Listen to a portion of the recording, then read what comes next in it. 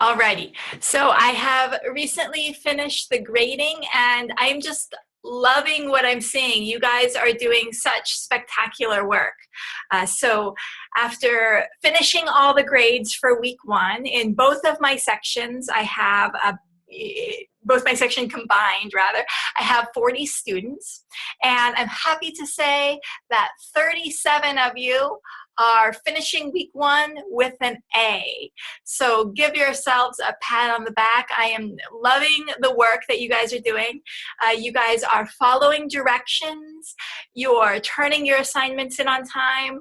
You are contributing and doing fantastic work in the discussion boards. And I see that you have watched the class session, so you all got A's. Most of you, like 99% of you, got A's on the quiz, the assessment. So anyway, you guys are just doing fantastic work. Just keep it up. This week, going into week 2, we have some more challenging assignments. Week 1 was very easy. I think most of you found that you can get that assignment done in about 5 minutes. With week 2, we're going to go into our beauty retouching, and we're going to do some more advanced techniques, still fairly easy, but just something to keep in mind. There are a lot of steps involved in the beauty retouching. So if you don't have a piece of paper handy now, go ahead and right now get a piece of paper, get a pen or pencil, and be prepared to write down notes, because I'm going to go through, I'm going to show you exactly how to do your assignment. And remember, if you've never used Photoshop before, don't worry, don't be nervous, don't be scared. This course is designed for students who've never used Photoshop before, who've never had a Mac before, so you will do fine. Something though that I want you guys to be thinking about though is really understanding that week 2, there's just, I'm going to go over a lot of tools. So if you sit back and watch this class session like a TV show, you're simply not going to remember everything that I teach you. But if you write down notes, if you write this out step by step, kind of like a recipe, you'll be able to refer to your notes, you'll be able to follow along, and you'll be able to do great. Don't worry if you start seeing me do stuff and you're like, oh wow, this looks really complicated. It's not. And remember, like 90% of the students who take this class end up passing, and most of them end up getting an A. So, don't feel like you need to feel anxious about all the tools that I'm going to be teaching you, because everyone is able to succeed in this class. And I think the only way that some students, the only reason that some students maybe feel overwhelmed is that they let the anxiety get to them. And just remind yourself, this is an easy class. This is the easiest class in the whole graphic design program. So you're gonna do fine. And if you get stuck on something, which happens, you're gonna get stuck on things, no big deal. Come to my multi-session.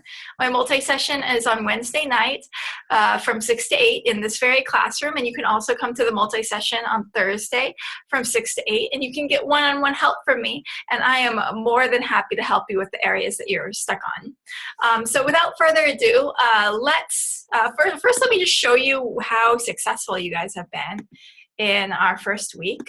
This is a little screenshot of from one of my classes of the grades, and as you can see, you guys have finished out week 1 with some really good grades, and I'm loving the high scores. I'm loving that you guys are doing your discussion on time, you're doing your assignments on time, you're answering the questions right in the assessment, and you're doing your daily checkpoints. So just keep that up and just continue to do awesome.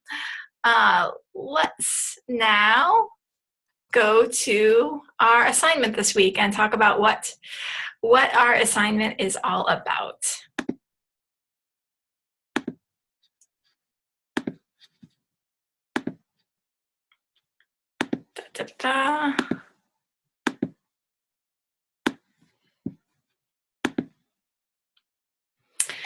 Okay, So actually what I want to do is really quickly talk about your job prospects after you graduate. Now, one of the most heartbreaking things that happens after students finish the program and graduate, even if they've gotten all A's in their classes, and even if they have, you know, done really well in school and learned all the stuff, they'll hear from potential employers that employers are looking for people with more design-related work experience. So what are some ways that you guys can think of that you can get design-related work experience while being in school at the same time? So what are some ways to get design-related work experience while being in school at the same time? Any ideas?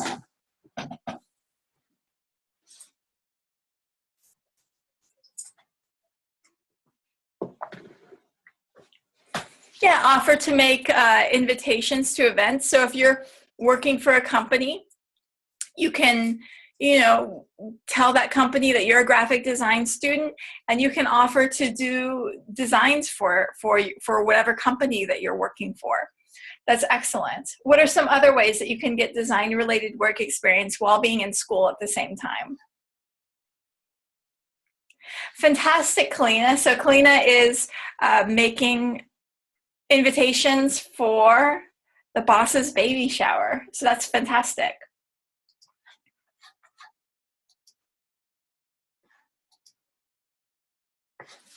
Well, something else that you guys can do is go to local nonprofit organizations in your community and let them know that you're a graphic design student and that you're willing to do pro bono work for those organizations. Think of an animal shelter that's in your area, or think of some other organization that's in your area. Think of how probably desperate they are to get logo designs and business card designs and website designs and advertisements and flyers.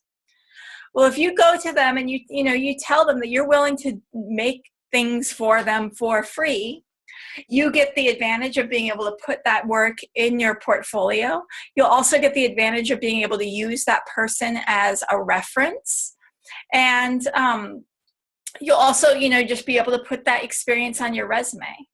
Now, something else that you can do is start a Facebook page and a Twitter page and an Instagram page for your own graphic design company now, right?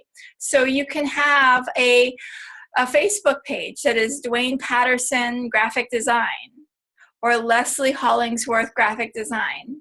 And you can, you're on that Facebook page, it's not your personal Facebook page. You're going to use that Facebook page just for your graphic design work.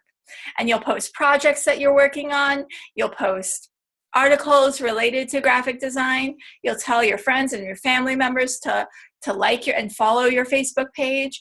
You can also sign up for Facebook ads and get other people in your area to follow your Facebook page. And then pretty soon you have not only a lot of people following you on Facebook as a graphic designer, getting your name out there, but you're also able to establish the day that you started your graphic design company.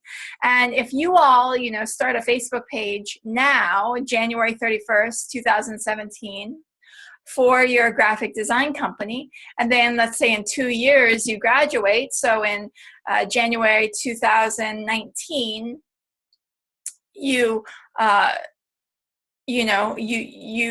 apply for a job, you'll be able to put on your job application or on your resume that you have been working for Dwayne Patterson Graphic Design for the last 2 years.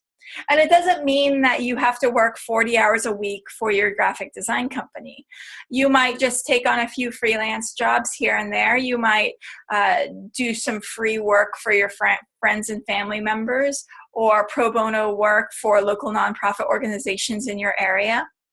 But it can establish that you have been working, you've been doing designs for that period of time. Now, another thing that you guys are really encouraged to do is go over to our Career Services Center, tell them that you are interested in doing pro bono work and freelance work, or that you're looking for a job, and they, go there often and, talk to the career services people often and tell them that you are really enthusiastic about getting work while you're in school at the same time, and they will help you and they will hook you up with jobs. Okay, so I want you guys just to all be thinking about doing graphic design work while you're in school at the same time, so that you can establish yourself as a graphic designer, and you won't get that horrible situation where you have employers telling you that they're looking for people with more graphic design related work experience. All right. Let's move ahead.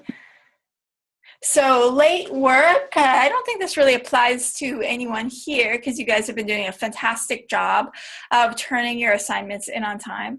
But I understand that sometimes life happens and an assignment in this course might end up being late.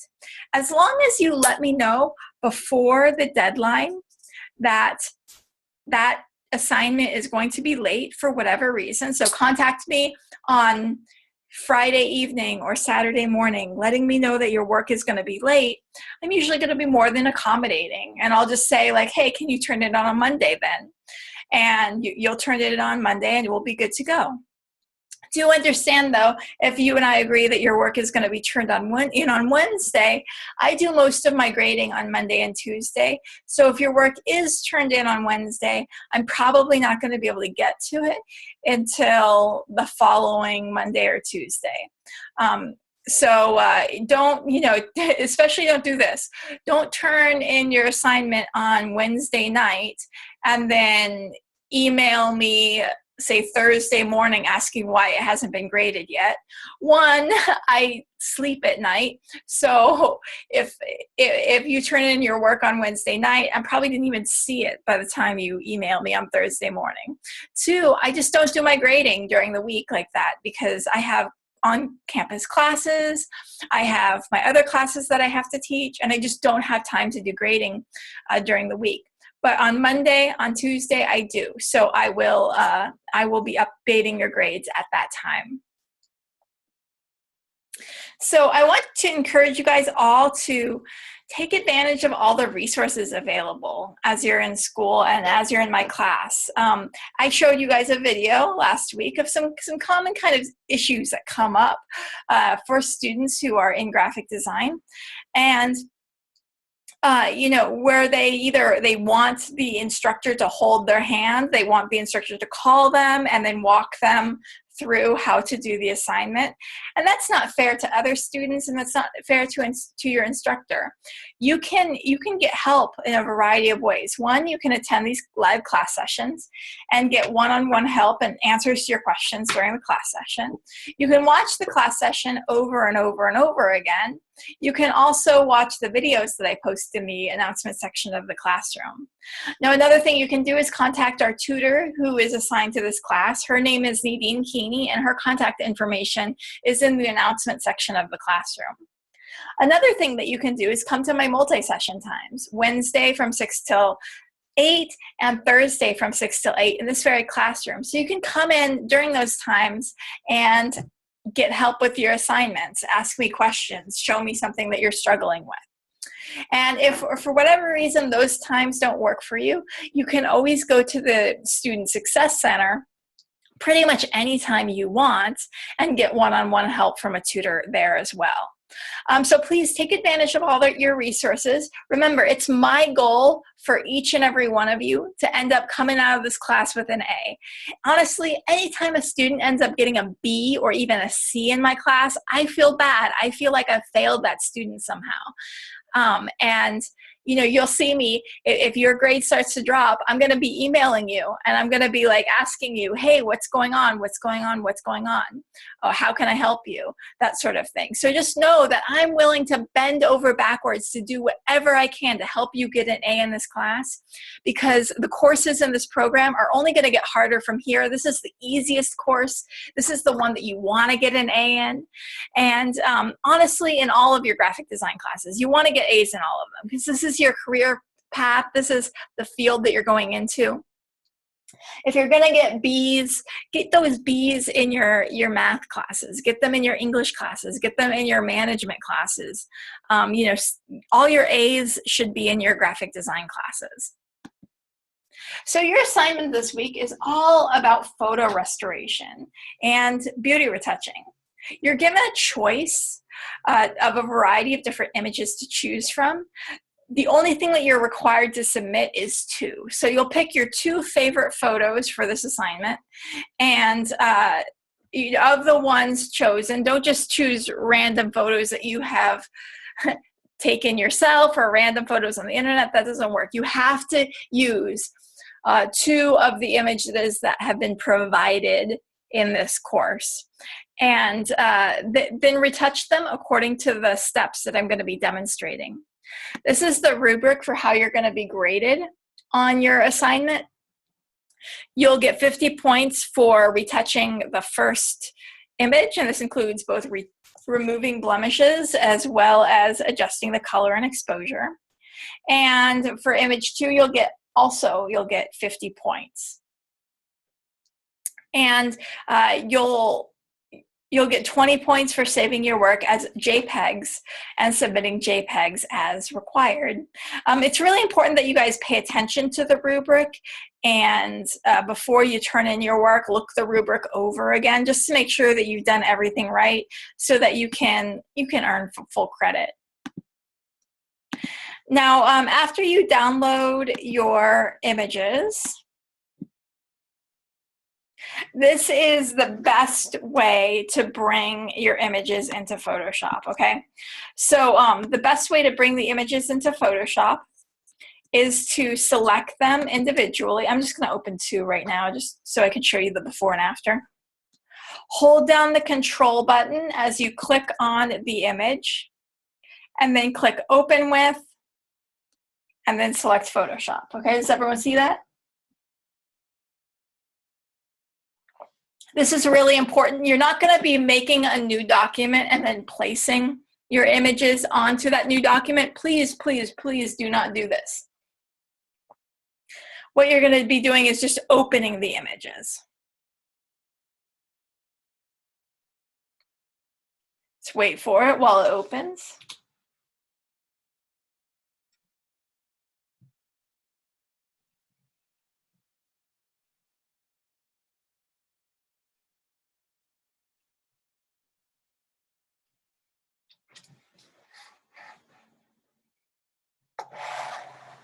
It's taking its time. Please be patient.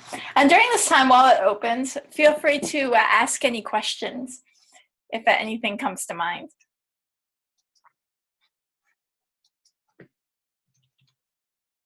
Alrighty. So you can see my after image. But let me just show you another way to bring in images into Photoshop. So another way is to go File,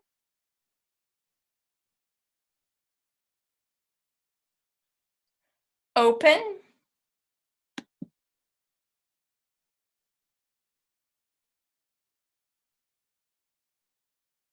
browse to where you have saved those images.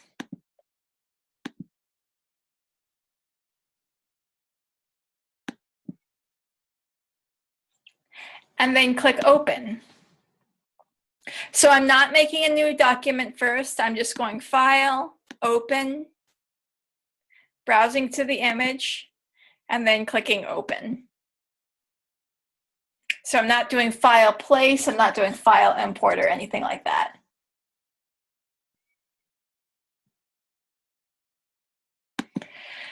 Now let's see the before and after. So this is the beauty retouching image that you've been given. And I'm going to option click on the background so you can see the before. So in the before picture, she's got some pimples, like we all have. There's some makeup smudges, there's some stray hairs. And in the after image, option click, we're going to get rid of all of that, and we're going to smoothen out the image and make it look much more professional and ready for print, okay? So is this type of skill important for graphic designers? Absolutely. Beauty retouching is one of the #1 job type things you can get as a graphic designer. And even if you don't go specifically into beauty retouching, pretty much every job you'll have as a graphic designer will have some form of beauty retouching in it. Now, the first thing we want to do for all of our images is every change that we make to a document, we want to make it on a new layer. So we can make a new layer in a variety of ways. We can either click the New Layer button at the bottom of the Layers panel, or you can hit Shift-Command-N and make a new layer that way. Now, the first tool that we're going to use on this picture is something called the Spot Healing tool, which looks like a little Band-Aid that has a dotted circle behind it. Now, frequently asked question or issue that comes up with many students is they'll be painting and painting over the pimple that they want to get rid of with the Spot Healing tool, and they'll say nothing is happening. And the reason that nothing is happening is that they need to make sure that you have the Sample All Layers button clicked at the top of the screen. Does everyone see this? Very important. After making a new layer, so Shift-Command-N to make a new layer, make sure that the layer is selected. You're going to hit the Spot Healing tool, which looks like a little Band-Aid with a little dotted circle behind it. And you want to make sure that you have Sample All Layers checked at the top of the screen.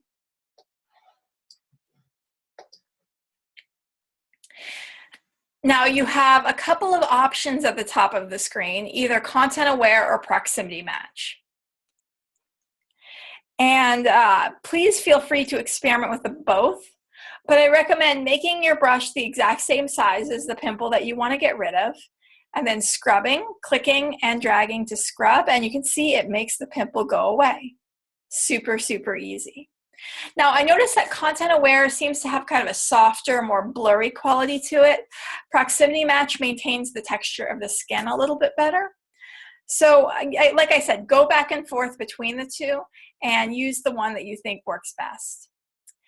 So, some important shortcut keys. Be prepared to write these down, you guys. Really, really important shortcut keys. Command + allows you to zoom in. This is really important because you're going to want to do it quite a bit. Command - zooms out. If you're on a PC, it's Control + and Control -. And when you're zoomed into the image, hold down the space bar while you click and drag around the picture. Hold down the space bar while you click and drag around the picture, and that way you can navigate that like that. Now, another really, really important shortcut key, I want you guys to pay attention. Pay attention here. Be prepared to write this down. To increase and decrease the size of your brush, hit the left bracket. The brackets are the square brackets on your keyboard, which are right next to the letter P on your keyboard. The left bracket shrinks your brush size down. The right bracket increases your brush size.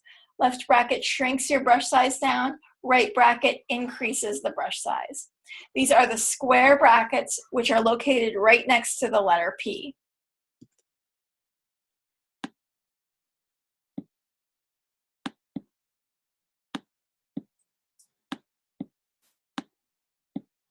Now see how I'm just clicking on these blemishes and they're all starting to go away? That's what we're going for. And we can use it to get rid of these little makeup smudges. We can make our brush size really, really small and get rid of these little bits up here that needs to get rid of. Make our brush size the same size as the pimples that we want to get rid of.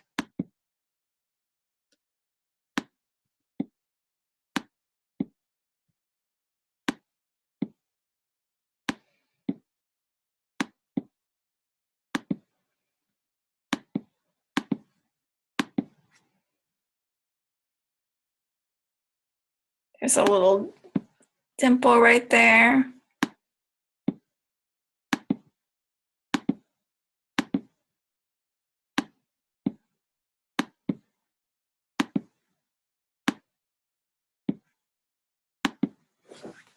And this is probably going to be the most time-consuming part of the assignment.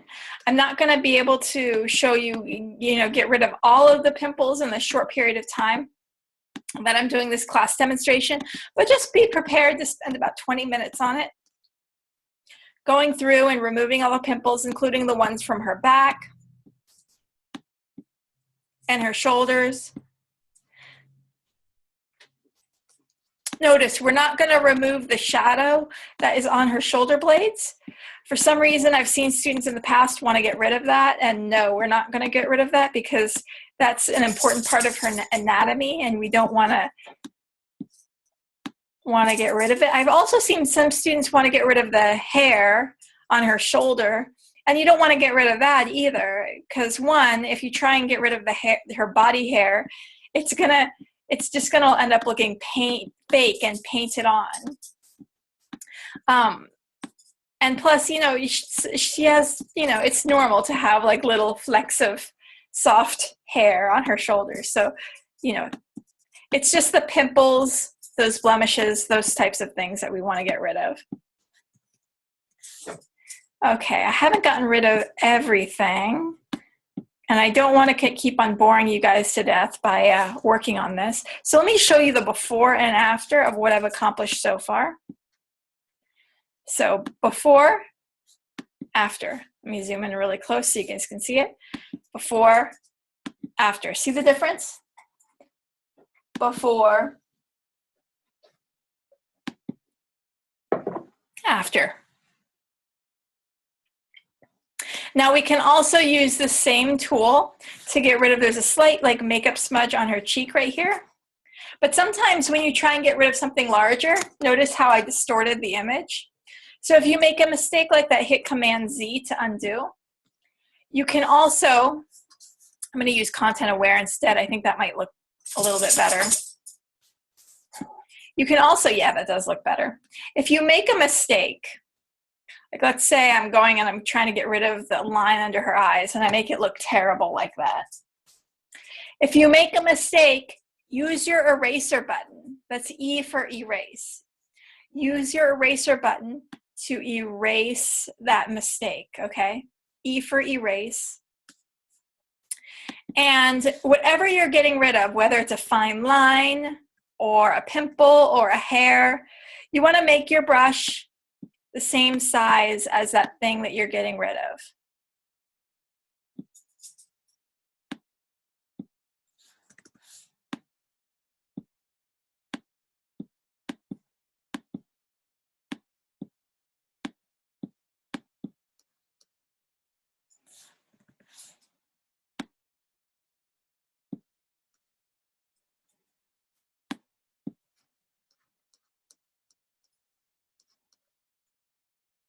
Okay, so see this hair here? Now we're just going to paint over it a little bit at a time, making our brush about the same size as the hair.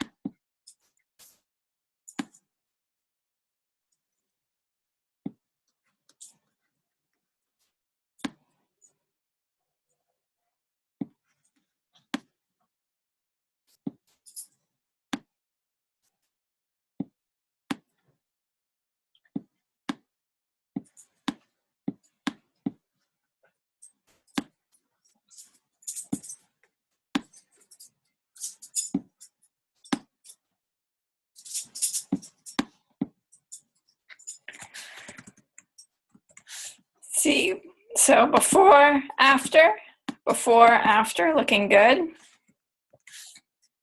And now we can also use it to get rid of this little hair up here.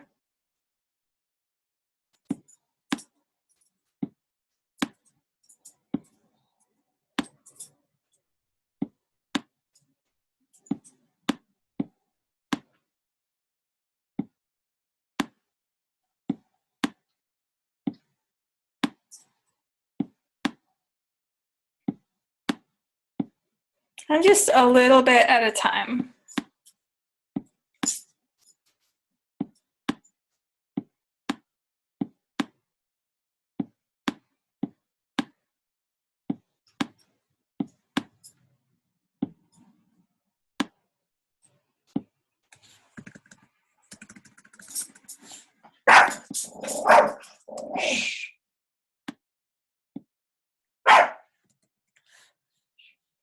All righty. Now let's see the before and after, before and after. Fantastic. So now we're ready to move on to the next tool in retouching, which is the clone stamp tool. And actually, as I'm talking, I'm just noticing there's like this little tiny makeup smudge on her forehead, which is bothering me. So I'm just gonna get rid of that. And the cool thing about retouching is that you can continue, if little things are starting to bug you, you can continue working on it. You can add as many layers as you want. Okay, so before, after, we've improved quite a bit. Now I'm going to make a new layer. Now I'm going to go to the clone stamp tool. And let's work with the clone stamp tool now. So how this tool works is you take a sample of a certain part of the image and then you paint that sample over the image. Again, just like the spot healing tool, you need to make sure that you have all layers checked at the top of the screen. So if you're trying to use your clone stamp tool and you're trying over and over and over again and it's not working, go up to the top of the screen and instead of having it selected on current layer, you need to make sure that all layers is selected. Okay, you need to make sure that all layers is selected.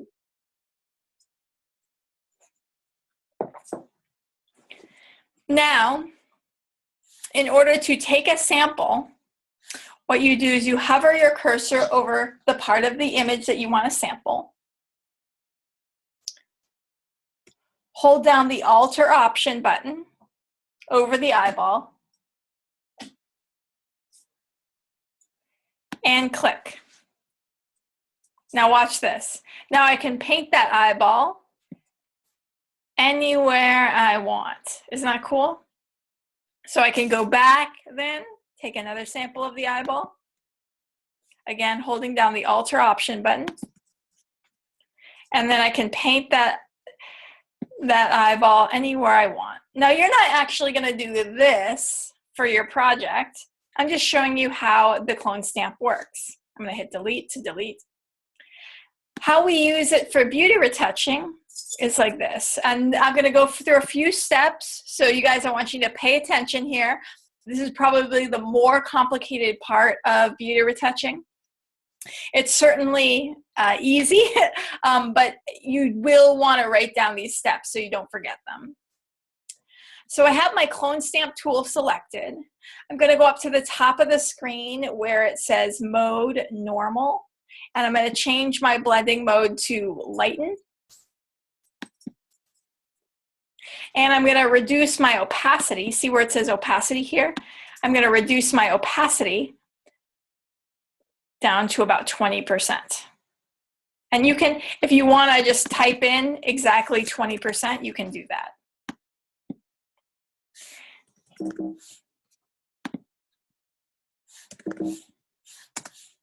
And now I'm going to bring down the size of my brush.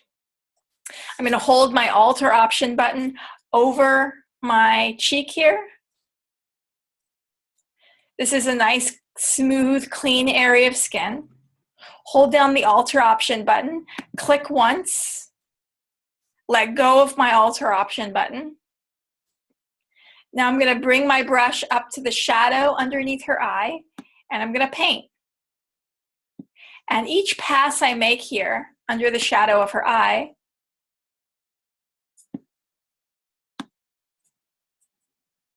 reduces that shadow. And it looks so subtle right now that you can't even see it, but it's there. Again, I'm going to hold down the Alter Option button over a section of her cheek that's nice and clean, that doesn't have anything on it.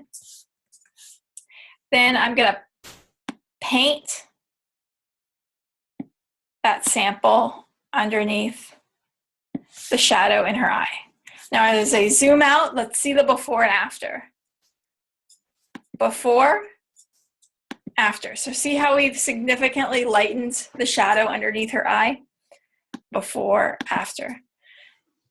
And we did that using the lighten blending mode.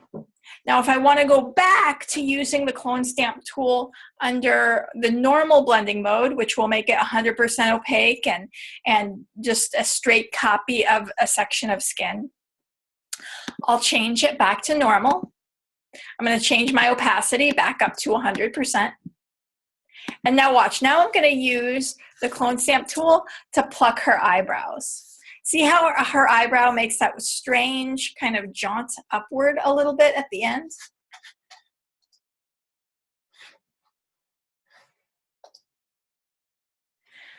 So what I'm going to do is hold down the Alter Option button and click over a clean section of skin that is the same color. And then I'll just paint. And this is on the normal blending mode. So now I'm just painting and I'm just fixing that little angle of her eyebrow.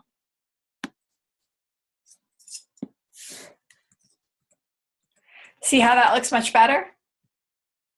So before, after, before, after.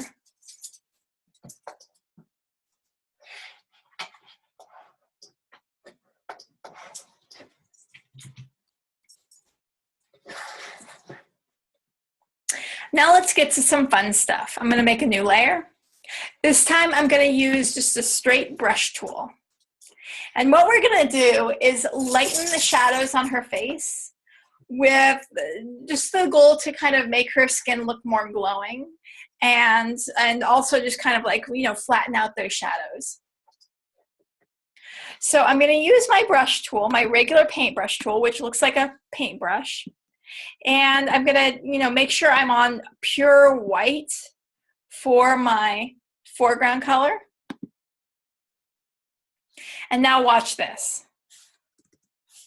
I'm going to paint as if I'm painting where I want the light to go. So I'm going to paint in the shadows. I'm using a very, very large brush, tip of her nose, underneath her eyes, underneath her nose a little bit.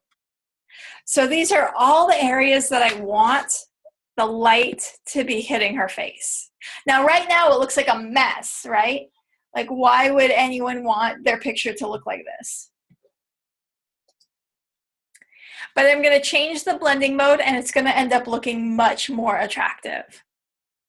So see right now, this is the blending mode. So I'm on layer 3. I have layer 3 selected. My blending mode is on normal. I'm going to change my blending mode to soft light. Now still, it looks very bright. It looks like she has a little bit too much white makeup on. But if I lower my opacity, maybe down to about 30%, I can decide about there. The end result is that it's kind of slightly smoothened out her skin. It's made her skin look more glowing, and it's reduced the impact of the shadows. Let's take a look at the before and after. So before, see how deep and dark those shadows are? After, see how it's lightened up the shadows and it's made her skin look a little bit more glowing? Like I said, you can, you know, increase the opacity quite a bit more, and you can make the effect more extreme. But the more extreme you make it, the more fake it looks. So I tend to like to stay right there about 30%. And we're just kind of ever so subtly brightening up her skin, making it look a little bit more attractive.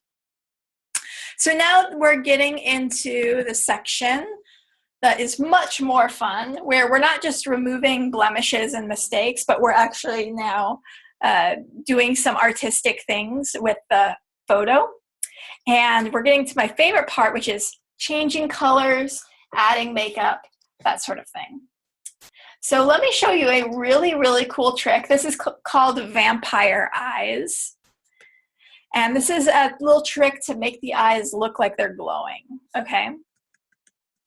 I'll show you extreme, and then I'll just take it down and do something that looks a little bit more natural.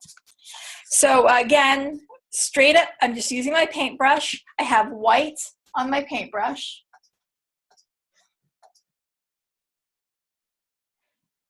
I'm going to click OK. And now check this out. I'm just going to paint inside the irises, not over the pupil, just inside the irises. Please note, I am not going to leave it like this. I don't know, in the past, there's always been 1 or 2 students who maybe stop watching at this point, and I'll see assignments turned in that look like this. This does not look real. This looks super fake. It does not look good at all. So what I'm going to do next is, after I took my paintbrush and painted white inside the irises, I'm going to go to where the blending mode says normal, and I'm going to change the blending mode to overlay.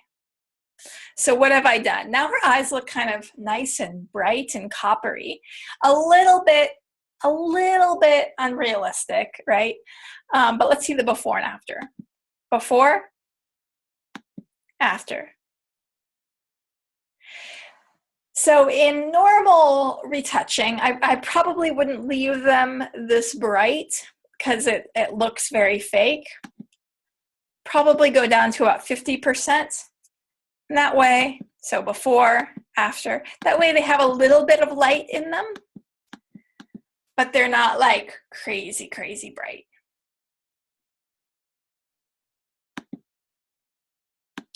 But if you want to do something crazy, and if you want to make her look like a real vampire, what you can do is increase the opacity up to 100% and then hit Command J over and over and over again. What Command J does is it duplicates the layer, and so you can end up with something that looks very, very glowy. And usually probably about there is where you have legitimate vampire. Any more, it just starts to look a little bit too fake. So I'm just good with taking this and taking this down to 50%, somewhere around there, just so it's bright, but it's not fake.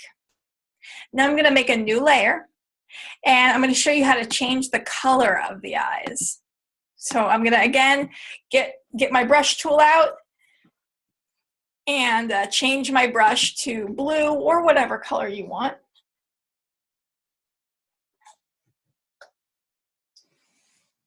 And now I'm going to paint, again, same thing inside of her irises.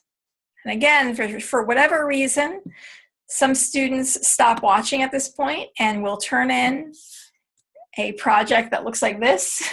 This does not look real. This looks very fake. So do not turn something in that looks like this.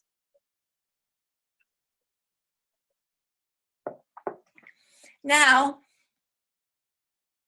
I'm going to change the blending mode from normal to color.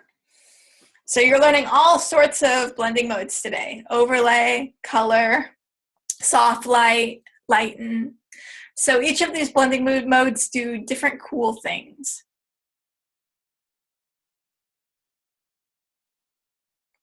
So I'm going to change the blending mode to color. Now, again, this color is not something that you would see in nature, and looks a little bit too intense to be realistic. So again, where it says opacity here, I'm going to lower the opacity to somewhere about 30%.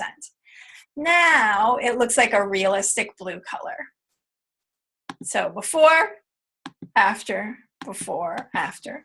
And if you want to see the complete before and after of everything that I've done to her so far, you can hold down the Alter option button and then click on the eyeball tool next to the background. And before, after. So see, we've done quite a bit of work to her, resulting in a much more polished looking picture.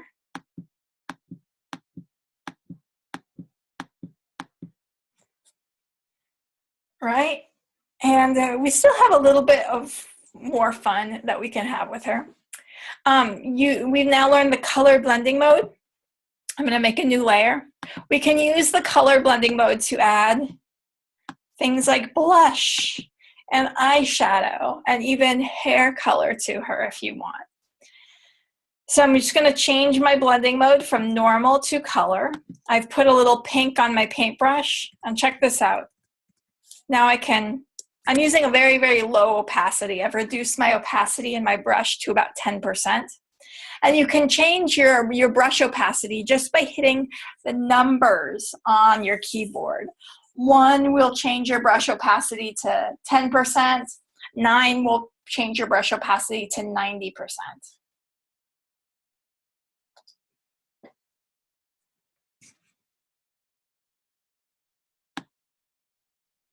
See, and now I can paint blush right on her cheek.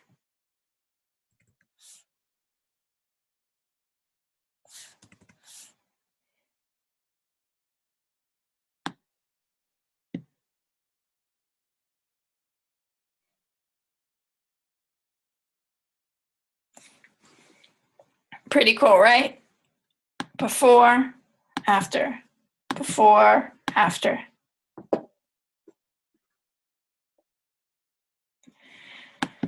So same thing if I wanted to add just like a little kind of grayish, brownish, little bit of eyeshadow. I can do the same thing. As long as I'm on the color blending mode, and try to keep your opacity nice and low.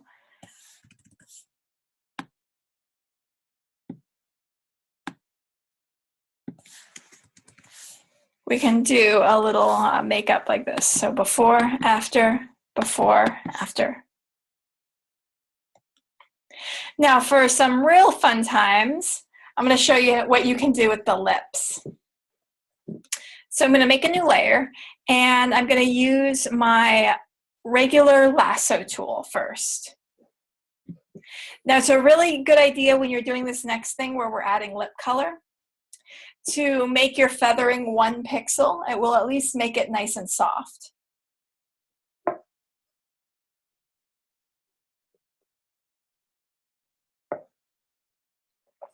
And now I'm going to zoom in really close, and I'm going to outline the lips, this time staying well inside the lip line.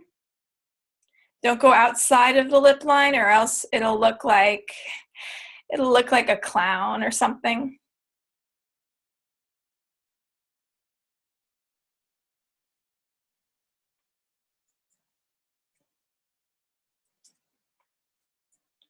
Now you'll notice as I outline the lips, she has a lip ring, and I want to remove that lip ring from my selection.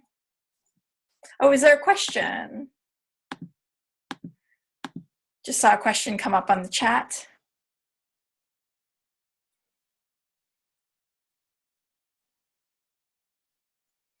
Okay, cool. Yeah, just let me know if you guys have any questions as things come up.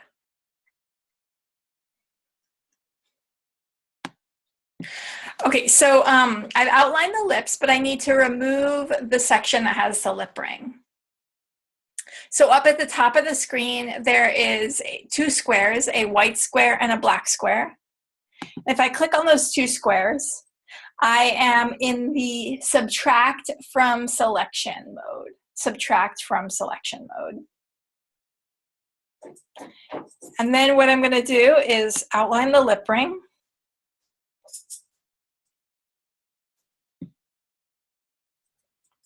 And I need to add just that little bit. So I'm going to go to the 2 white boxes. I'm just going to add this little part back in because I got a little bit overzealous there. Beautiful. Okay, so now that I have the lips selected, I'm going to go down to the bottom of the layers panel. Does everyone see this? The bottom of the layers panel. There's a circle that's light on one side, dark on the other. Light on one side, dark on the other, and I'm going to click on curves. Curves.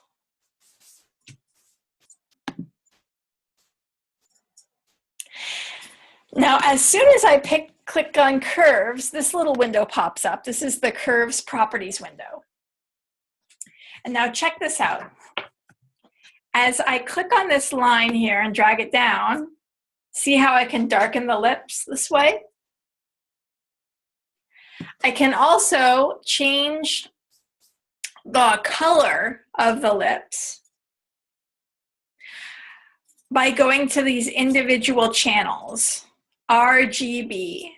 So if I click on RGB and I click on the red channel and I increase the amount of red, see how the lips now are becoming very red looking? If I click on the green channel, I can reduce the amount of green and now the lips start to look more magenta.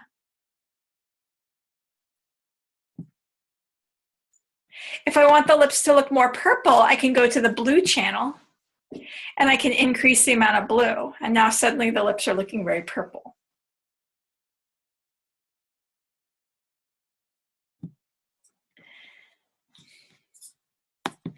So the steps to create lipstick like this is to outline the lips with the lasso tool, then go down to the bottom of the layers panel where there's a circle that's light on one side, dark on the other.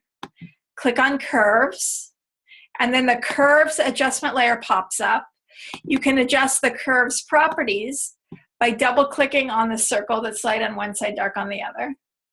And then you can move these individual curves to change the color. Now, if for whatever reason your lips ended up looking very, like a very strong line on there, what you can do is double click on this black and white square that has appeared and increase the feathering. And see how as you increase the feathering, it blends the lip color.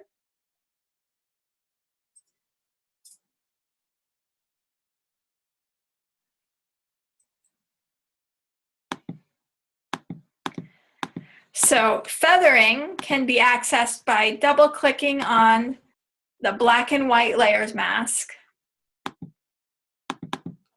And as you increase the feathering, it will blend that layer.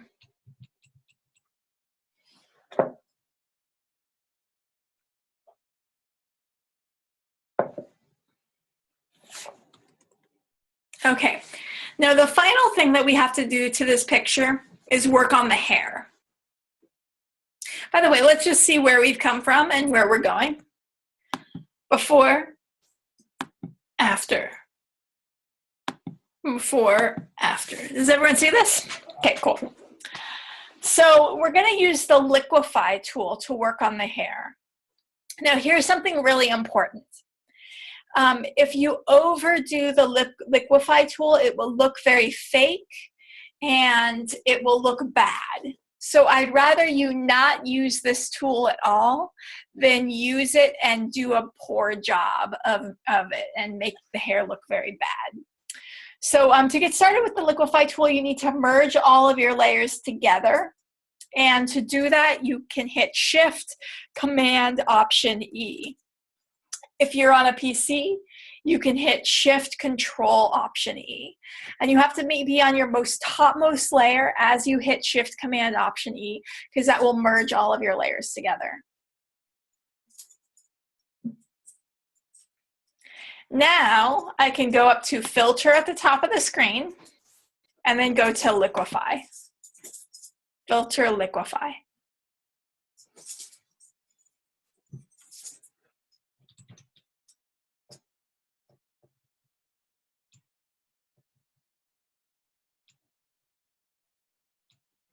Wait for it. There we go. It takes a little time. Now, I'm going to use something called the finger tool in liquefy mode.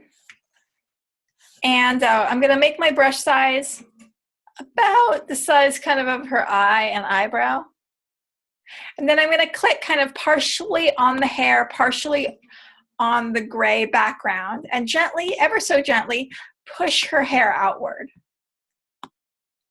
So what I'm going to do is by pushing the hair gently, gently outward, it will make her hair appear fuller and it will reduce that kind of frizzy, the appearance of that frizzy kind of messy looking hair. I'm not going to smooth it out completely because that will look fake. I'm just going to push the hair outward to create the illusion that her hair is more full and less frizzy and jagged. So a few areas here, I'm just going to kind of push down. And again here, I'm just going to kind of gently, ever so gently push outward.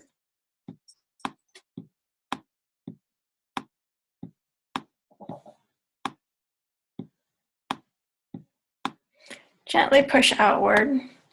And see where that hair is sticking out there? I'm not going to get rid of it because it looks natural. And, you know, those little bits of naturalism are good for your photo. But what I am going to do is just push the hair out.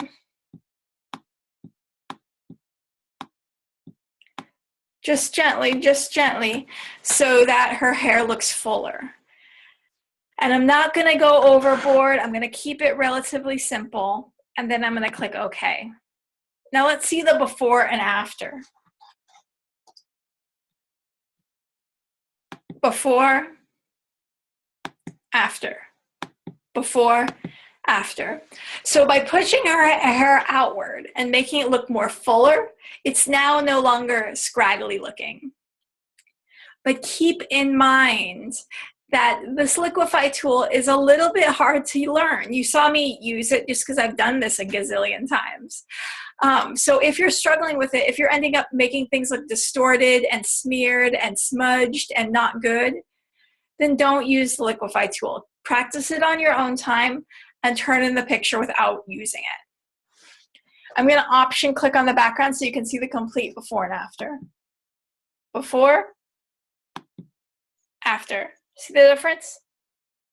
Before, after. Ta-da! Oh, and by the way, I didn't talk about how to change the hair color. But yeah, the color blending mode, right here, I can choose any color I want.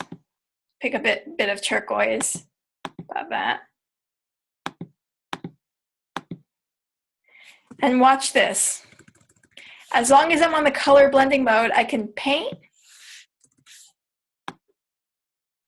And I can add streaks to her hair like this, right? Or I can make her whole hair look green. It especially picks up in the highlights. I'm not going to paint into her shoulder because that looks a little bit fake. But you can do fun things like that. So before, after. Now, when you're all done with this and you want to save it,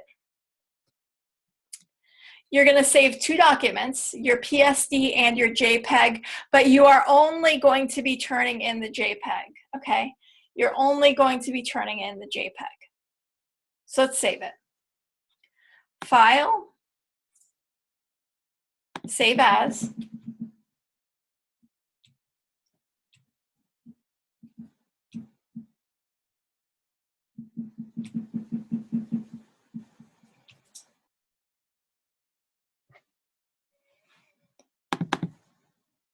And remember, you guys are making a folder on your desktop called DES104, and this is where all of your schoolwork is being saved. Be sure to use this naming convention when saving your work. DES104_week2 _ your name. .psd, so that, again, you want to save your PSD file because it has all of your layers on it. And then you're going to hit save. Now the file that you're going to be turning in is the JPEG. So to save the JPEG, you're going to go File, Export, Save for Web, File, Export, Save for Web.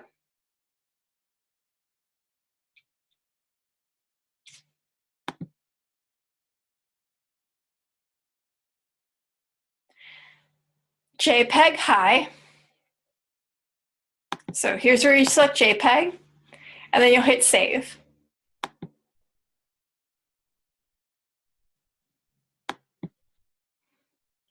Ta-da! That easy.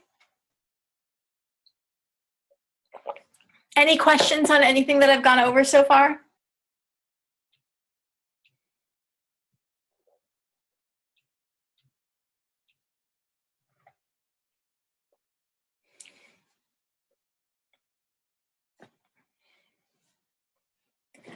Alrighty.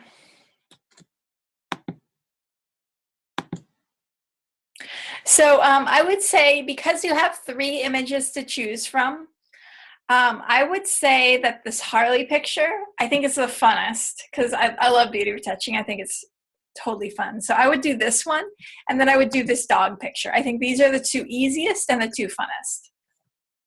So with this dog picture, what's wrong with it is it's very magenta. Does everyone see how the color is very, very magenta?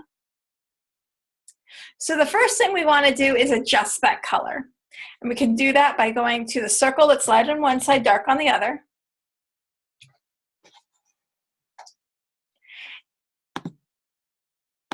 And then clicking on color balance. Color balance.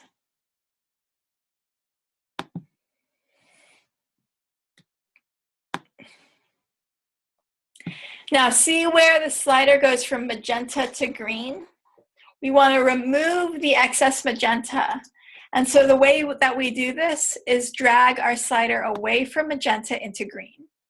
Just about halfway, just so that the excess magenta, especially in the white areas like the barn, goes away. Dwayne, I already know what the original image looks like, so all you have to do is submit the retouched image.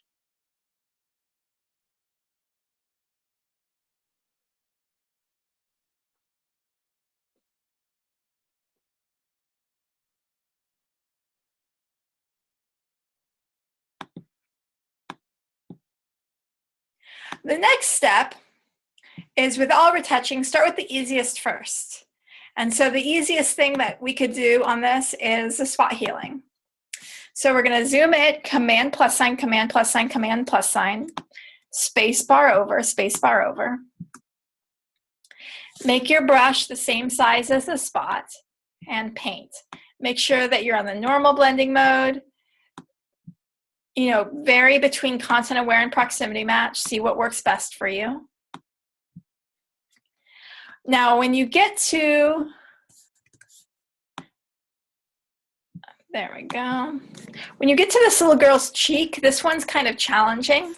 I think the best way to do this is to start from the outside and work your way in, and just do a little bit of a piece at a time, because you don't want to end up looking like a big smudge. Right? So just do a little piece at a time, like so.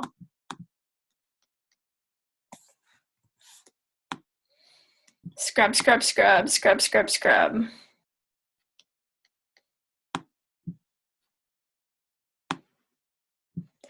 Again, this collar too gets kind of challenging, so just do a little piece at a time. There we go. Scrub, scrub, scrub.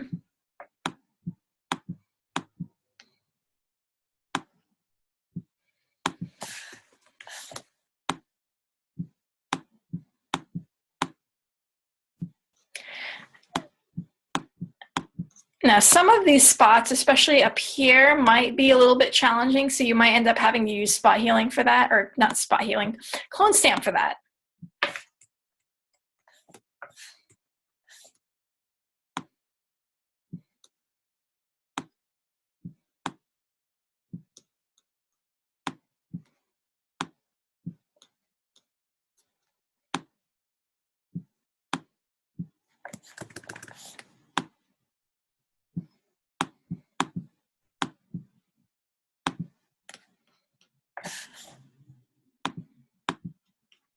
Okay, so after all the spots are gone, let's see if there's anything else. We have to get rid of this big white spot, okay? This big white spot. See the before and after, before, after. So what we're gonna do to get rid of the white spot is use the clone stamp tool. I'm gonna hit Shift Command N to make a new layer. And I'm gonna go over here to our clone stamp tool. And what I'm gonna do is steal parts of the image to cover up that white spot. So I'm gonna cover up a little bit of the white spot using this tree here. So again, make sure that you're on the normal blending mode. Very, very important. Make sure you're on the normal blending mode.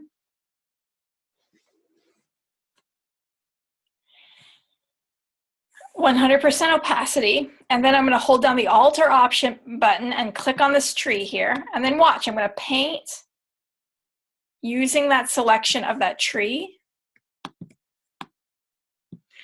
to paint into the white spot. And I'm going to keep on going back to this tree, making another selection, holding down the Alter Option button, clicking and painting, clicking and painting. And then next, I'm going to steal a little bit of this fence here.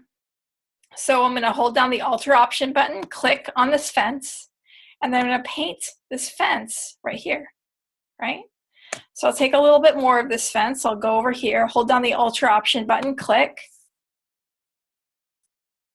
and then I'm going to paint.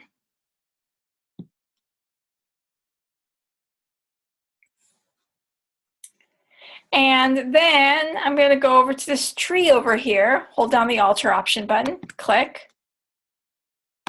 paint, paint, paint. Go back over to this tree, Alter Option button, click, paint, paint, paint. Steal a little of this tree up here, Alter Option, click, paint, paint, paint. I can steal a little bit of this background back here, Alter Option, click, paint, paint, paint. All right, see now how I'm getting some kind of tree in here. And then let's see, I'll steal a little bit of this tree.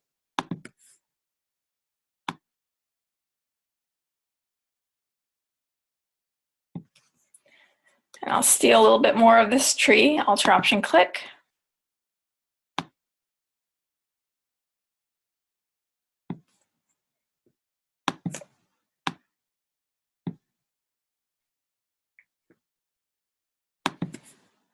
And you can put like a full little forest back here if you want. So our goal is to cover up that white spot using different parts of the image. Now let's see the complete before and after. Option, click, before, after. See how much better we're looking?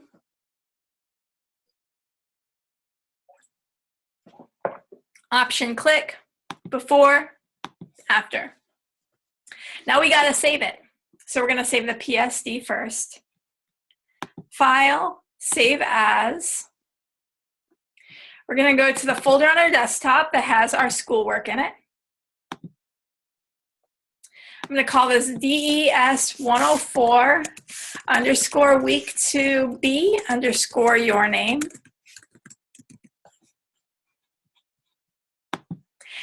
And then I'm also going to save the JPEG because the JPEG is what is going to be turned in.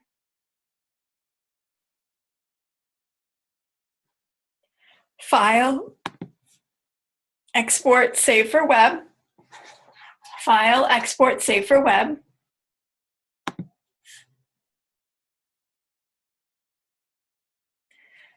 Select JPEG and then hit save.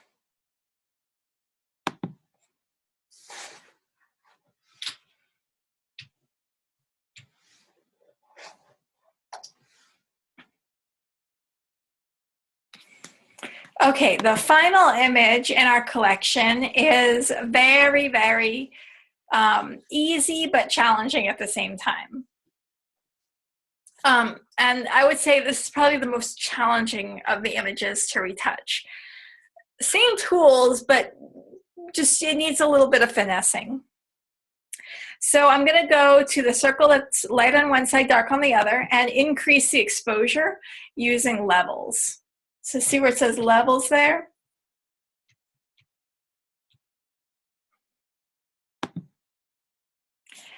And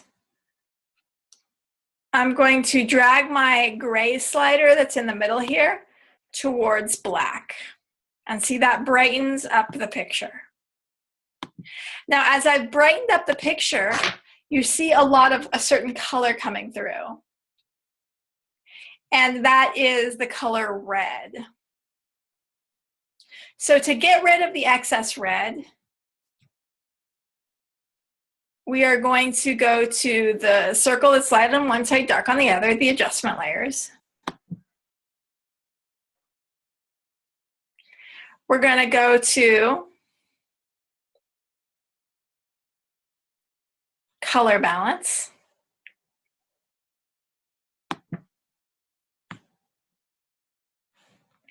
And we're going to drag our slider away from red and towards cyan. But you're actually seeing the part of the red that we want to get rid of is not going away.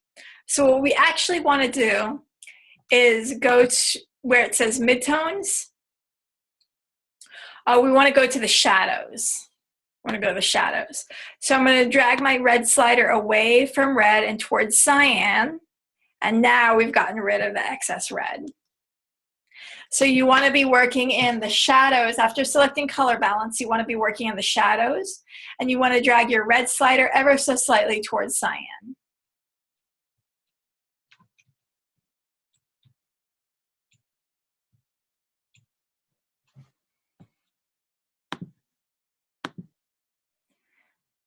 Let's see the before and after.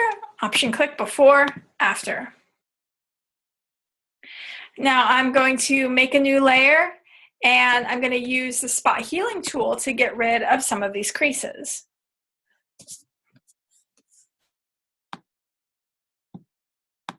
Just work a little bit at a time.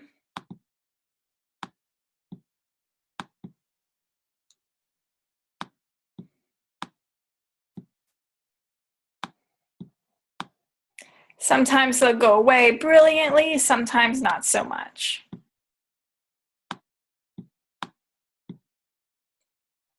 Now, you'll want to switch over to, let's see the before and after, before, after. You'll want to switch over to your clone stamp tool, and I'm going to steal some of the wood from this side of the picture, Alt or Option click, and I'm going to paint it over this side. Alt or Option click, and paint. Alt or Option click, and paint. Alt or Option click, and paint. And then I'm going to steal some of this wood and paint.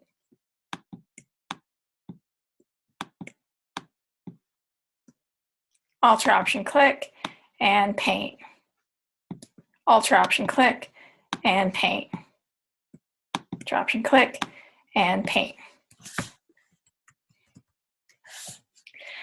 See before and after, before and after. See a little bit from over here.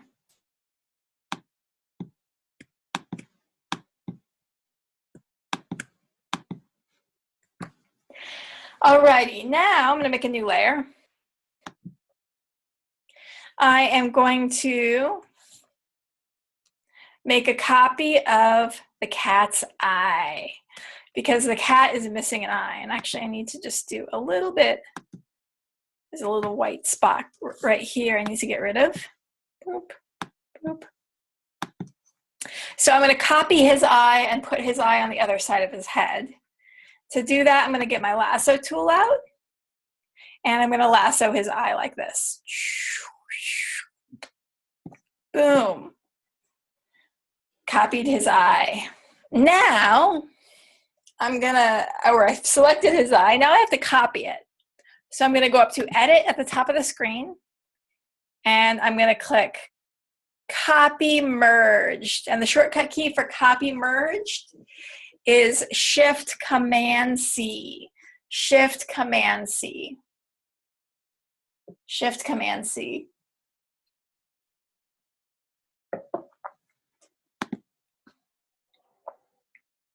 And now I'm going to paste that eye by hitting Command V. Command V. Now check this out. I'm going to hit V on my keyboard. That's the move tool. And move this eye over to the other side of his head. The problem is the cat's eye is facing the wrong direction now. So I need to flip it.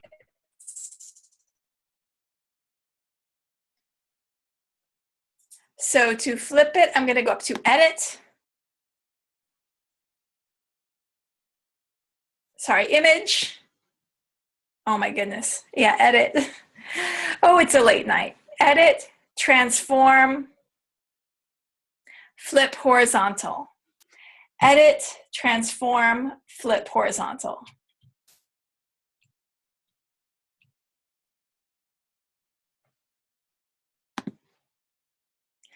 Still not quite there yet.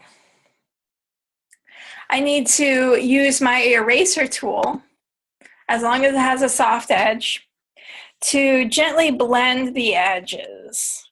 So see now how I'm just slightly erasing the edges of my eye. Now the other problem is this cat looks cross-eyed right now. So I'm going to make a new layer. I'm going to use my brush tool on black. Make my brush nice and small. And I'm going to paint his pupils so they look a little bit wider. And now the cat looks like he's looking at me instead of looking cross-eyed. Now let's see the complete before and after. Option click, before and after. Alrighty, I know I've just thrown a whole bunch of information at you in the last hour and a half. And I appreciate you guys have probably done a lot of note taking. If you have any questions, feel free to ask. But before we get into our assessment, I'm going to just take a moment to give you guys a little mental breather. And I'll show you some inspiring Photoshop retouching work. And then I'm going to come back and show you how to do your assessment.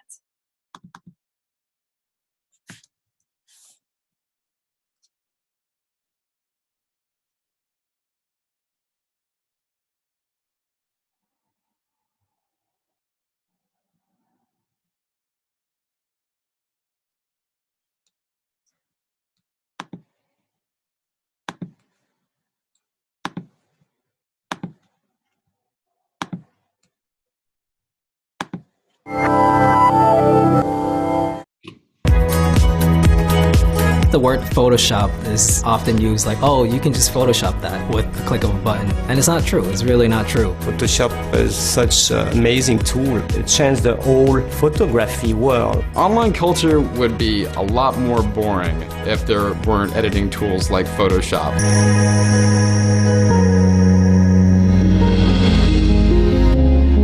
A lot of people feel that because you pass some work through Photoshop or digital, the process is not as valid that it's going to be with a click of a button, which is a big misconception.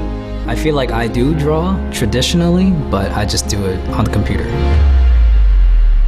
Photoshop, there's nothing you can't create with it, especially nowadays. It's just like learning any program. I feel it's definitely important to experiment for yourself.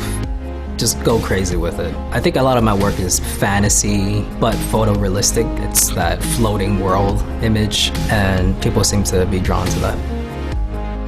Usually a production company or advertising company would approach me and they would give me 1 or 2 images to work with as a start. With the Paul McCartney one, it was just him on stage in a black background. So I would have to take him and make an interesting illustration with it. I'd say typically 50 layers is normal, if not more. I'd say that would be the base. It's not just layers of random elements. You gotta have color balancing, and then you have to adjust levels. Just everything and anything could be a layer. 10, 15 years ago, I definitely wouldn't be able to create images like what I do today. I've talked to traditional artists before, and a lot of them are just kind of stubborn in trying it, or they feel like there'll be a cop-out if they do, and I don't agree with that. It's really no different than a regular traditional brush. It's just how you want to use it. Before the digital age, we used to retouch prints, nags, hectachrons. Everything was made with hands. Now everything can be Photoshopped. So editors, they put a lot of work on the post-production. The first thing is I start with a basic shaping. make sure the body, face, the hair, the finger, the hands, the feet looks pretty good to the eye. Then I work my way in to do some details in the skin, blotches, zits, bags and wrinkles, red eyes, crossing flying hairs. I mean, I can go on and on. A good retouching job, obviously, is when you don't see it's retouched. There's still some quality into it, some luminosity, some shadow, it's still alive. This is a site called Photoshop Disaster. People are just retouching without the eye of the retoucher or the eye of the photographer. There's poor quality. You don't have any structure left. We're really bombarded with pictures of glamour and perfectness. It seems like perfection has to be the norm, and it's pretty sad. I do believe those images impact our definition of beauty, but the trend changes and the beauty keeps changing over time. There's a saying, beauty is in the eye of the beholder, which I believe is true. I think we can separate between like the commercial beauty and the artistic beauty. Photoshop has evolved along with remix culture in a very interesting way. It's become a dominant way to be able to illustrate their sense of humor or what they find is funny, what their ethics are. And images are much easier to spread than a blog post. Sometimes Photoshop memes can be a very simple way of communicating, but other times I think they can be quite deep and complicated. Casually Pepper Spray Cop, for example, was a meme that originated from this photograph of a police officer who was pepper spraying some Occupy protesters on campus. And a lot of people use this meme to make a statement about police brutality or to publicly humiliate Lieutenant John Pike. There's a really recent Photoshop meme called Thumbs and Ammo, in which movie stills having an actor holding a gun has the gun replaced with a thumbs up hand signal. And this one actually requires some very significant Photoshop abilities. And some people have said that it's an interesting way to make a statement about gun control or have an anti-gun sentiment. I'd say Photoshop has been empowering for people. It gives them the ability to humble celebrities like Beyonce's unflattering photos or politicians. And previously, people didn't really have such a way to get their voice heard in these regards. So these tools have really helped users to be able to interact with media and change it into whatever way they want.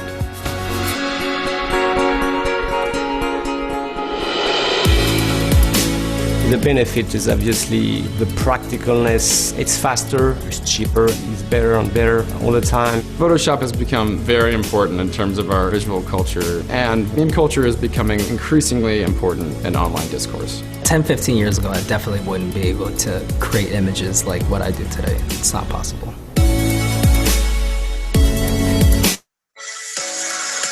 I hope you guys are inspired now on the different things you can do in Photoshop with your newfound retouching skills.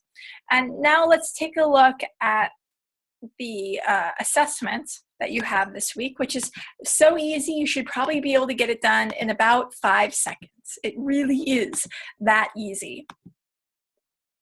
So your assessment asks you to use text on a path. And there's a variety of different ways in Photoshop that you can create a path. You can either use the pen tool or the shape tool. And both tools are really important to get a hang of because you're going to be using them again in Illustrator and in your other design programs. So you'll make a path and then you'll have that text follow that path. It's important that you actually use a path and not text warp, as you will receive a 0 if you use text warp. This is the rubric for how you're going to be graded on this assignment. You'll get 25 points for your overall design quality, 25 points for saving it as a JPEG, 25 points for creating a curved text design using text on a path, and 25 points for using, if you use license-free stock imagery or no imagery at all. If you end up using copyright-protected imagery, you will receive a 0 out of 25 on that section of the rubric. Okay, so let's take a look at something really quick. The pen tool, like I said, is a vital tool to learn how to use in design because you're going to be using it not just in all of your classes, but in your career as a designer. And there's this handy game on the internet that teaches you how to use the pen tool. So I'm going to definitely recommend that you guys check it out. It's called the Bezier game. And I'm going to share my screen in just a moment so that you can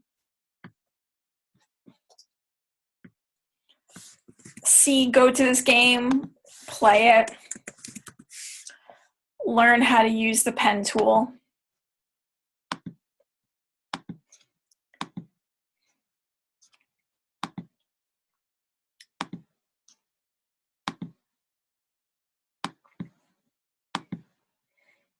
Okay, so here we are. The website is bezier.method.ac. Bezier is spelled B-E-Z-I-E-R, the Bezier game.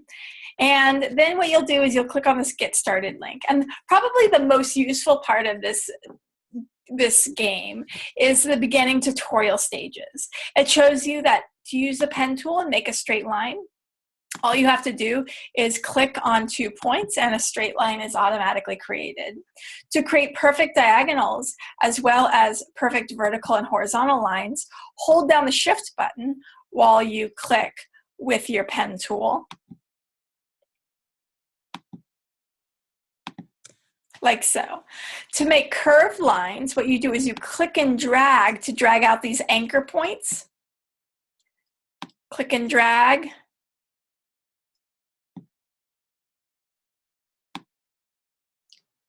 Click and drag. Click and drag. And that's how you make curved lines. And then to change the angle of your curve, you can click and drag, then hold down the Alt button. Then keep on holding down the Alt button while you let go of your clicker, and then let go of your Alt button last. Then click on the next point, drag out your line, hold down the Alt button, change the angle, let go of your clicker, keep holding onto your Alt button,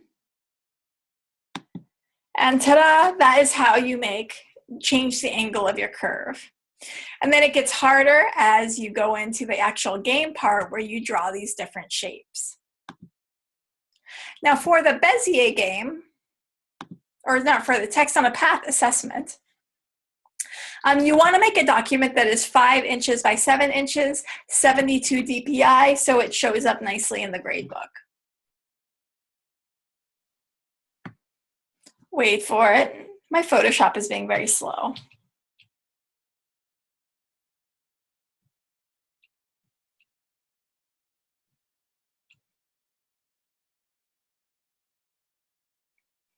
Wait a bit. See if I can go File New. Nope. Photoshop is thinking right now. We're getting a little spinny rainbow ball of death. And now where it says inches here, I'm going to change it to 7 inches by 5 inches. And my resolution is going to be 72. Now, I don't like to start with like a blank white background because it's kind of boring that way. So I'll show you how to make a little gradient. So I'm going to go over here to where there is the paint bucket tool. Now, if you click and hold on the paint bucket tool, the little gradient tool will show up. Now click on that. Now up at the top of the screen, you'll actually see a gradient. And if you click on that gradient, you can see a whole bunch of other gradients that you can choose from. If you click on this little gear icon here, you can click on any of these gradient libraries and see some new gradients pop up. Right. I tend to like the photographic toning ones because they're kind of minimal. So I'm going to choose that. You have another number of options for your gradients up at the top of the screen, including radial and linear. And I'm just going to click on the middle using a radial gradient, and I'm going to create something that kind of looks like a sun. I like it. Like so. Okay, cool. Now I'm ready to use my text on a path. So the easiest way to use text on a path is just to use your freeform pen tool. So your standard pen tool, which uses the Bezier curves, is the default. But if you click and hold on that pen tool icon there, and then click on the freeform pen tool, you can then draw a random shape with your pen tool and it will turn it into a path. Then you can get your text tool out, and I'm going to change my text color to something sort of dark blue. I think it will look nice. Blue, dark blue. And I'll choose a font that's ever so slightly larger. And now I'm going to hover over my line that was created until a squiggly line appears behind my pen tool. And now watch this. I can type in whatever I want here. I could type a poem. I could type my name over and over again, whatever you want. And as you can see, text on a path has been created.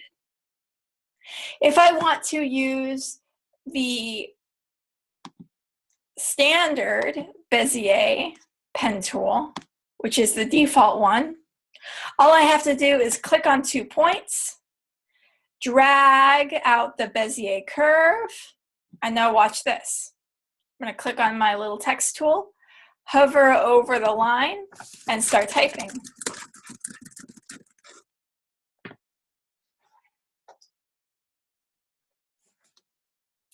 Now I'm going to make a new layer. Now what I can also do is use the shape tool.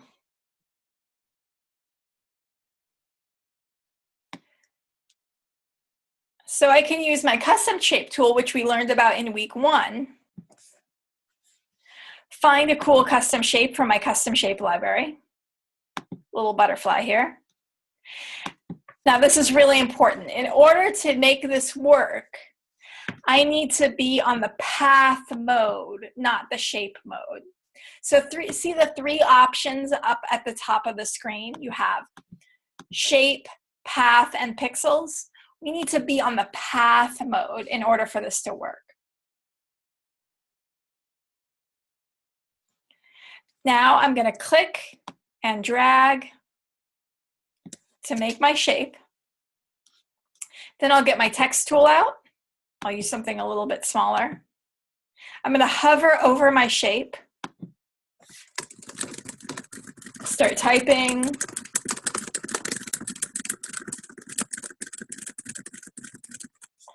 Now you know 3 ways to make text on a path. Either using the freeform pen tool, either using the Bezier tool, or using the custom shape tool, as long as you're on the path mode.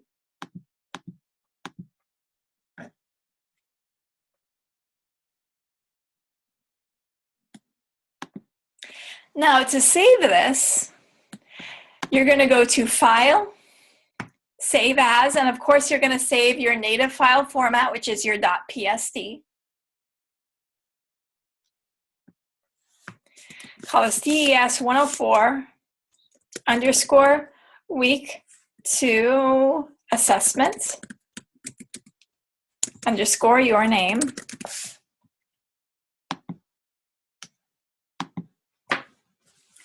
And then we're going to save the JPEG.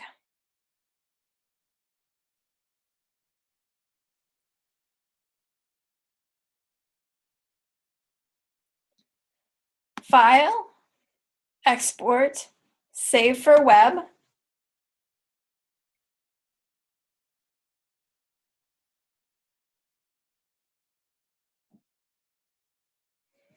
JPEG high, and then hit Save.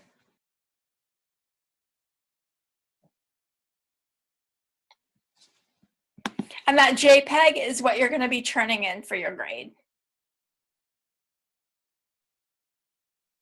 Any questions about this, guys?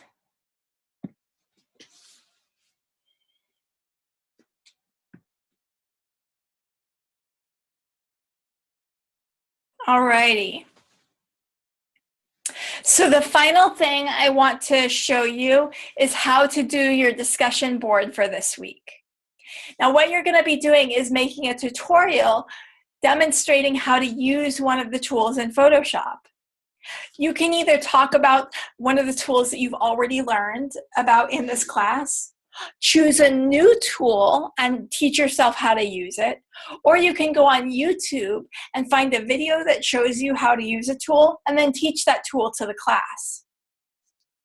Now, you guys have QuickTime on your computers, so I'll show you how to make your own video using QuickTime. And then you can upload that video to YouTube and then copy and paste the YouTube URL into the discussion board.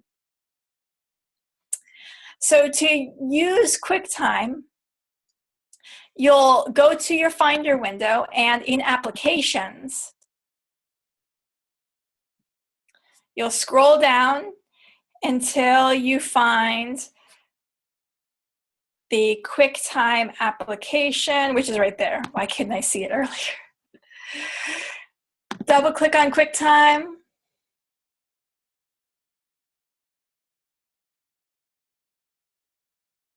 And now you're going to go to File, New Screen Recording.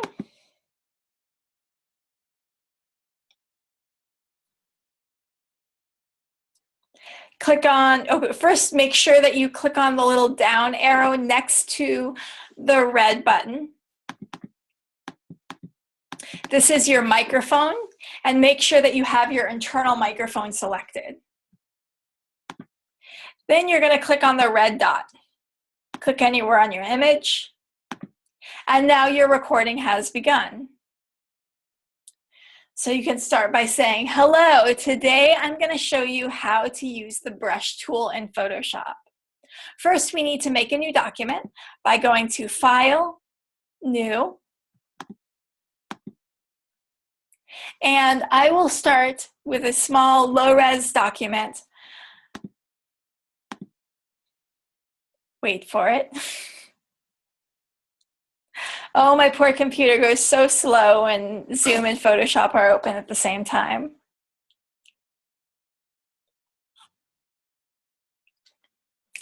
Wait for it. Almost there. New document. Okay, perfect. So we're going to make a new document by clicking Create, and it seems that my QuickTime has suddenly stopped working. Now, if for whatever reason you are unable to make a video, you can always just type up your answer as long as it is 300 words or more. I'm going to go back to QuickTime and see if I can get this thing started. Come on, QuickTime. Open, open.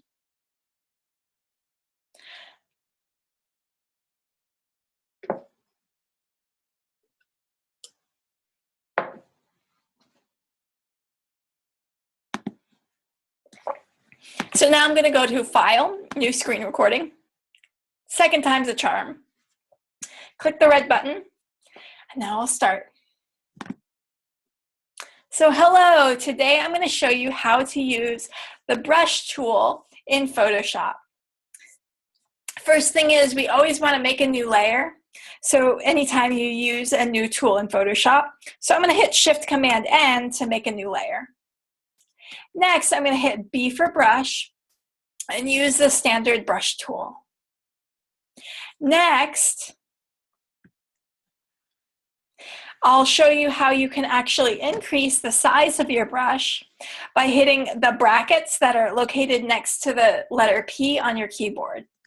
As I hit the right bracket, my brush increases in size. As I hit the left bracket, my brush decreases in size. If I want to change the opacity of my brush, all I have to do is hit 1 on my keyboard, and that changes my opacity to 10%, which looks very transparent.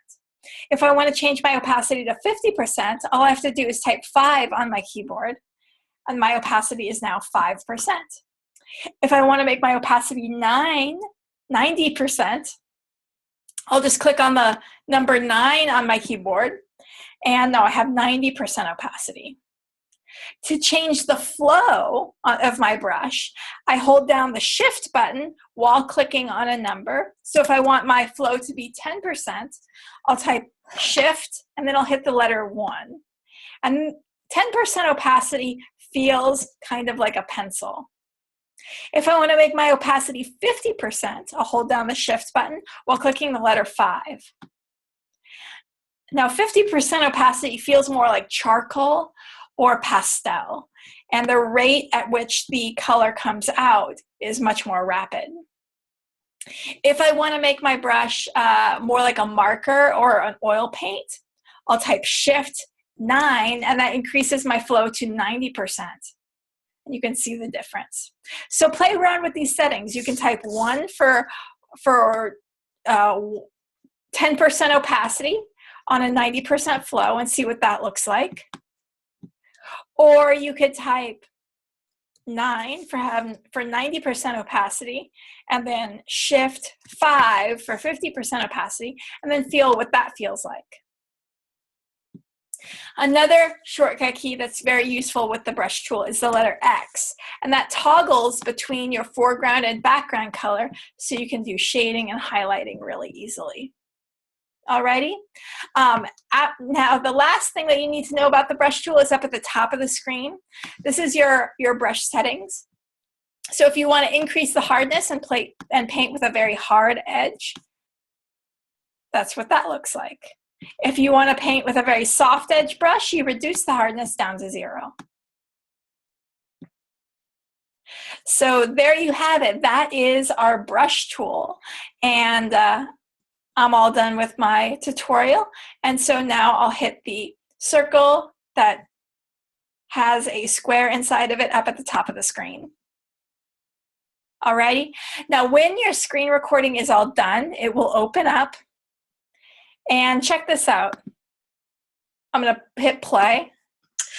If I want to change the opacity of my brush, all I have to do is hit 1 on my keyboard, and that changes my opacity to 10%. See, and that's my video. And now what I want to do is save it. So I'll go File, Save, and then I can call it Brush Tutorial.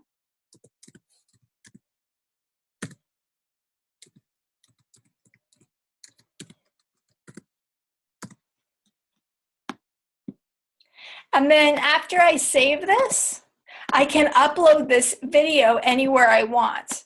I can start an account on YouTube and upload it to YouTube and then get the URL for where my video is, just like you guys get the URL for where my class session videos are. And then you can paste that URL into the discussion board. You can also opt to use Vimeo, Vimeo.com,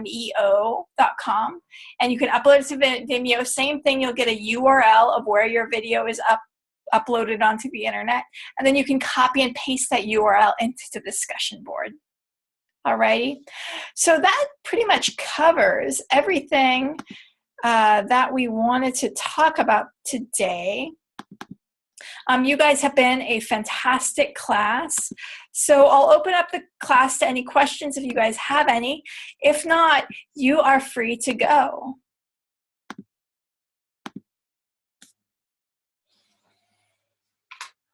Alrighty, thank you guys so much for being such a fantastic group of students. And I will see you all in the classroom.